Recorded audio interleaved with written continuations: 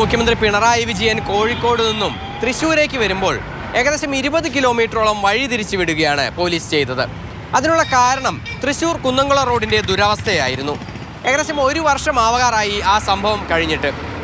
ഇപ്പോഴും ആ റോഡിൻ്റെ അവസ്ഥയിൽ വലിയ മാറ്റമൊന്നുമില്ല.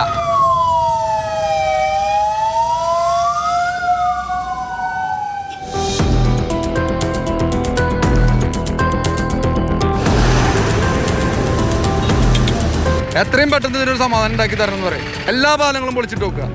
ഒറ്റ സ്ഥലത്തും ബ്ലോക്ക്, കംപ്ലീറ്റ് സ്ഥലം ബ്ലോക്ക്. ജനങ്ങൾ മുഴുവൻ വലയ്യ. ഈ തരത്തിന് പെട്രോൾ അടിച്ച് 1 ലിറ്റർ പെട്രോൾ അടിച്ച് ബൈക്ക് മാറി പോകാൻ പറ്റുന്നില്ല. സ്വന്തമായി കാറുള്ളവർക്ക് വണ്ടി എടുക്കാൻ പറ്റുന്നില്ല, താല്പര്യമില്ല.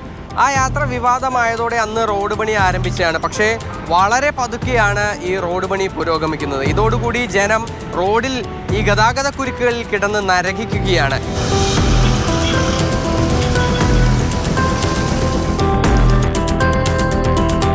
സർക്കാരിൻ്റെ വളരെ ഒരു പരാജയമാണ് ഈ റോഡിൻ്റെ അവസ്ഥ. നമ്മളെപ്പോലുള്ള ടാക്സിക്കാരെല്ലാവരും ഈ റോഡിൽ കിടന്ന് കഷ്ടപ്പെടുകയാണ്. ടാക്സി എന്നല്ല എല്ലാ വണ്ടിക്കാരും. എൻ്റെ വീട് ആമ്പല്ലൂരാ. ഇനി ആമ്പല്ലൂർ കൊടുക്കത്തെ ബ്ലോക്കാ പാലേക്കര തൊട്ട് ആറ്റം വരെ കഷ്ടകാലം. അവസ്ഥ അതന്നെ നേരം ഭയങ്കര ബുദ്ധിമുട്ടില്ല. വണ്ടി നാശാവുക, ഫ്രണ്ടൊക്കെ ഇങ്ങനെ അടിച്ചടിച്ചിട്ട് ആകെ പ്രശ്നങ്ങളാ. ഏകദേശം 1 വർഷത്തോളമായി ഈ വഴിയിലെ കച്ചവട മേഖല പൂർണ്ണമായും തകർന്നിട്ട് പലരും എന്തിനോ വേണ്ടി കടകൾ തുറന്നു വെക്കുകയാണ്. 9 മാസമായി ഈ അങ്കക്കെട്ട് തന്നെ.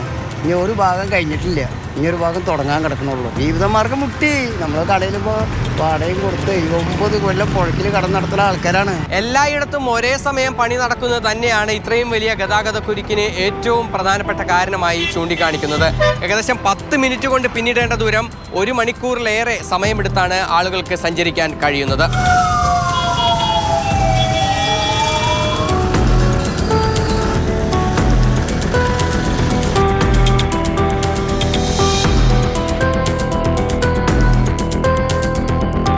മുഖ്യമന്ത്രി തൃശ്ശൂരിലെത്തുമ്പോൾ ഇക്കാര്യം കൂടിയൊന്ന് പരിഗണിക്കേണ്ടതാണ് എന്നുള്ളതാണ് തൃശ്ശൂർക്കാർ പറയുന്നത്.